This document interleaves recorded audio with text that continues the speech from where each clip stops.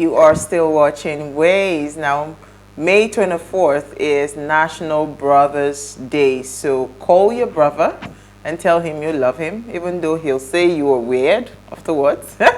When you were younger, you argued over Legos or argued over PS, you know, or I mean, whatever whose turn it is to sit in the front seat and whatever. So yet, in some strange ways, those childhood squabbles served to make you closer over the years. So if you haven't done so already, today is supposed to be a day where you're supposed to go and hug your brother and tell the brother you love the brother. Who has a brother here? I do. I have just one. One and Me only. too. Just one. And I'm glad he knows I love him, even though we can kill ourselves. Where we Uti, how about you? So, I love my brother. My brother doesn't joke with me, but we fight. Like literally, every time he calls, we fight. So sometimes he actually will call me and he will start the call with, "We're not going to argue." I'm just calling to say hi. But we end up with arguments. I'm just going to say hi, I'm just going to check up on you. And by the time you run through all the pleasantries, they will just say one thing and woo, that's it. The argument will surface. That's it. But that's the fun in it, right? Well, yes and no. I would rather we didn't argue so much, but I don't doubt that he loves me. I don't doubt that if you try me now, he'll take you out. And that's what matters. Alrighty. So much in the news. Yesterday I mentioned that Banky W, he actually won his primaries. Okay. He won his primaries. So today I was on what's it called, on some news platforms, and I was seeing how people were asking for refund of 2 million naira that they had paid delegates. Oh, you know, wow. so many drama happening around the primaries that just concluded. All sorts of screenshots of Twitter and all of that. And I saw one person that said, "Oh, they put delegates in a hotel. Yeah, they fed them. The police from keeping them." This delegate thing is a fraud, though. So this guy actually paid the former VP Sambo. His son paid delegates 2 million naira to pay, I mean, so that he could secure his ticket. Then did you see the one that slumped?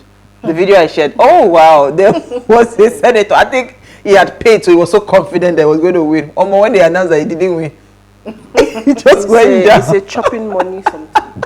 Right from the forms, right down to getting so much drama happening. Then I hear Stephanie Coker's husband won his own seat in Ogun State. Banky W won his seat. So let's watch. I think it's looking interesting already. There's a lot of buzz around it. I'm thinking even with Banky W, PDP was very strategic because it created a lot of buzz around his candidacy, and the same thing with, Stephanie Coker. So any celebrity that wants to go for politics, now is the right time. All right, so now let me start with you. What did you find for us? All right, at least for once I don't have too much I don't have bad news today. I just found this story really interesting about a teen author who decried poor reading culture in Nigeria. So the story goes that a 17-year-old author, Miss Ijeoma Nwogo, has appealed to governments at all levels and corporate organizations to establish more book clubs in schools and communities to promote reading culture from tender ages in Nigeria. She had just launched 3 of her books, new books.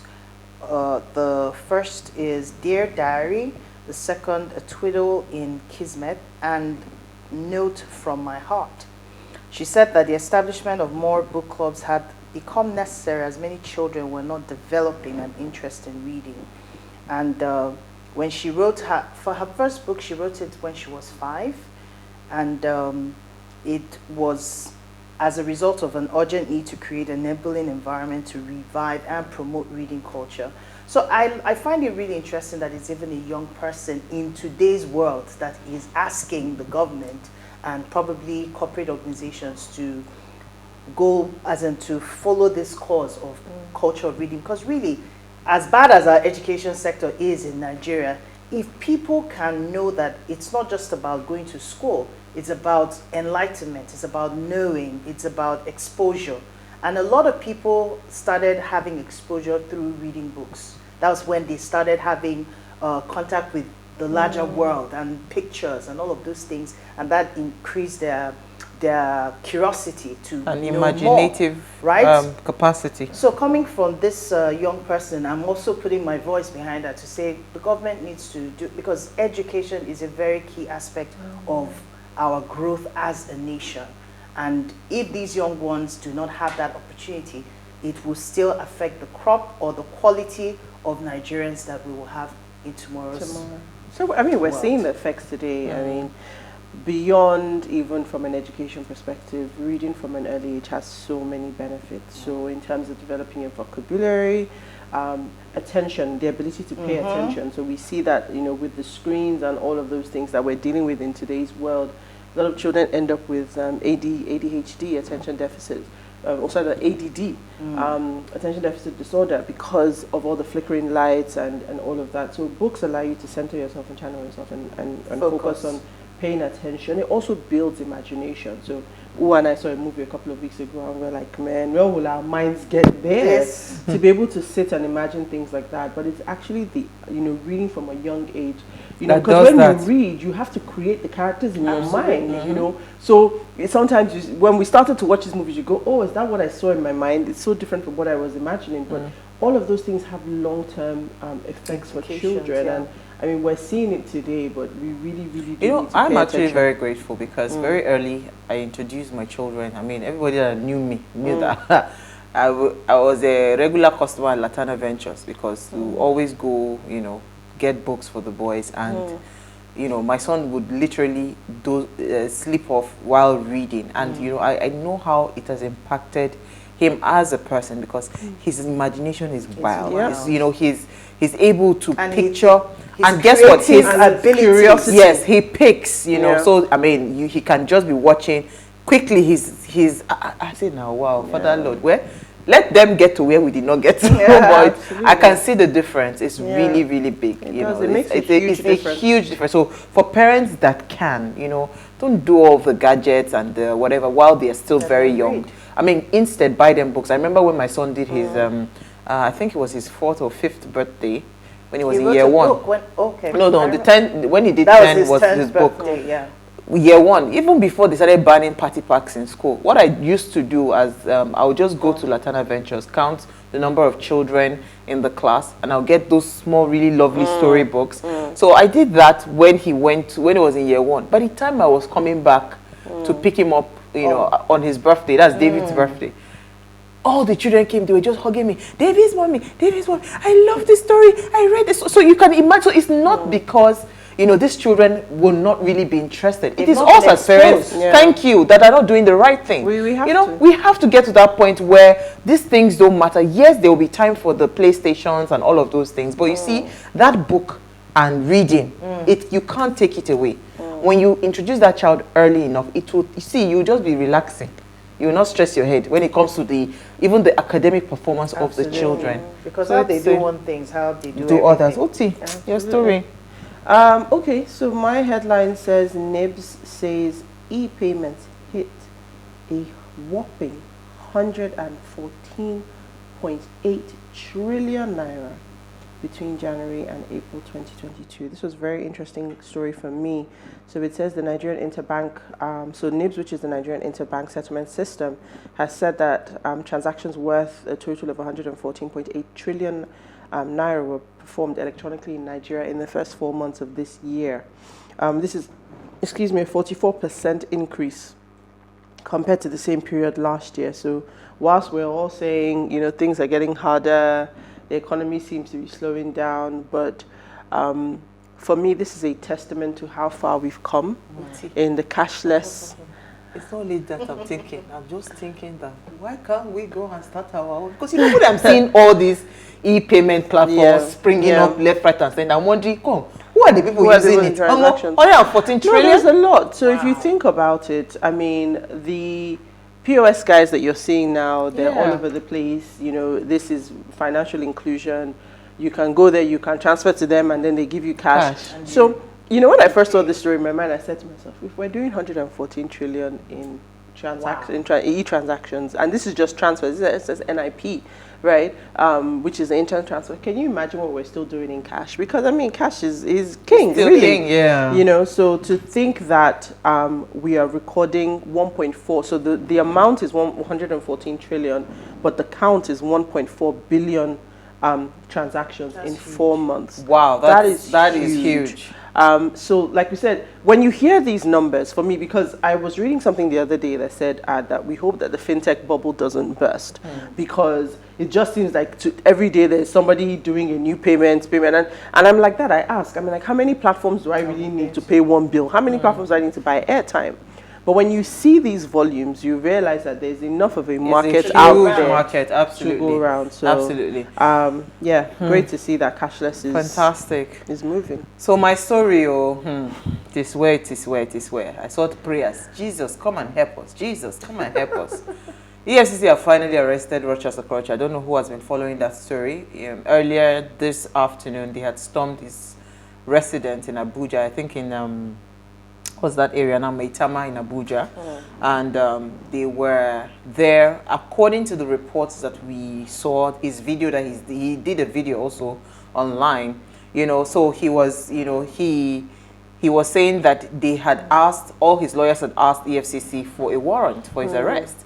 They didn't produce any warrant for his arrest. So according to the video that I had watched, he was saying in that video that they had broken all his security doors, that they were on the last door.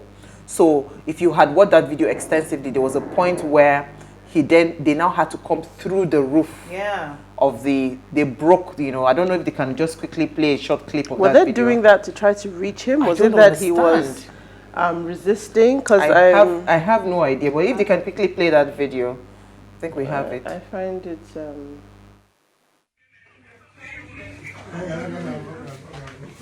This is EFCC currently trying to break into the house.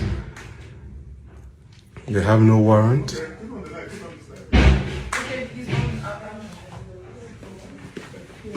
They have nothing.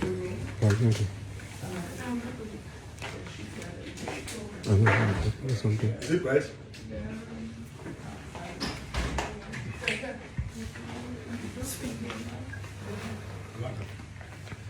Hello?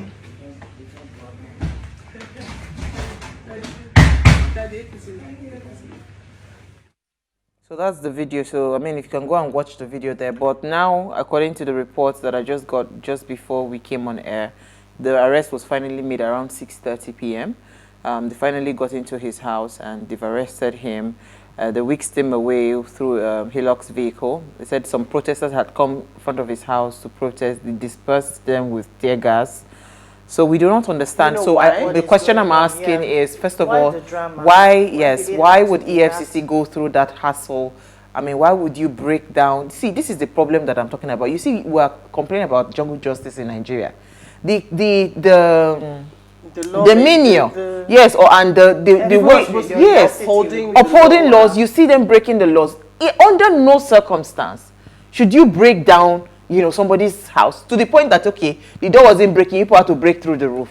We need to start comporting ourselves, and that's how you see a policeman jumping on top of a vehicle, you know, or a road safety official jumping, or last mile official jumping in front of the vehicle. We should stop all of this, what's it called, forceful kinds of arrest. There are details. This man, there's no way he will be in this house for the next 3 months. Worst case scenario, if he's traveling somewhere, you just go and say, "Oga, please follow us somewhere." But again, why was there no, according to the allegations, that there was no, what's it called, warrant? Why was there no warrant for an arrest? Is it done anywhere in the world that you want to arrest somebody and you do not come with a warrant? Oh, it still goes to the level crazy. of impunity that we have tolerated in our nation as a whole. I mean, anybody can get away with anything now. Nobody's answerable to anybody. There's nobody you can question about this situation. If it's in other crimes, you cannot go to someone. In fact, they will ask you, "Where's your warrant?"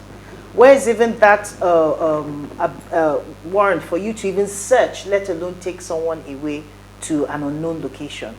So, I mean, it still tells on what we're going through. All the many. This is just a reflection Do you understand? been going through. Yeah, and when you're talking, you want to fight jungle, you can't fight it when you have operatives like this. What you see and what is being demonstrated echoes that what you're trying to prevent. But the question for me is, this is the EFCC, this is not the NDLEA, this is not the firearms.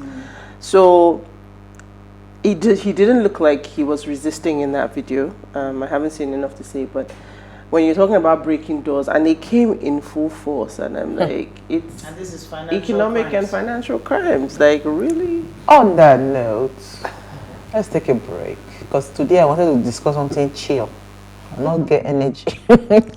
We'll be right back. Stay with us.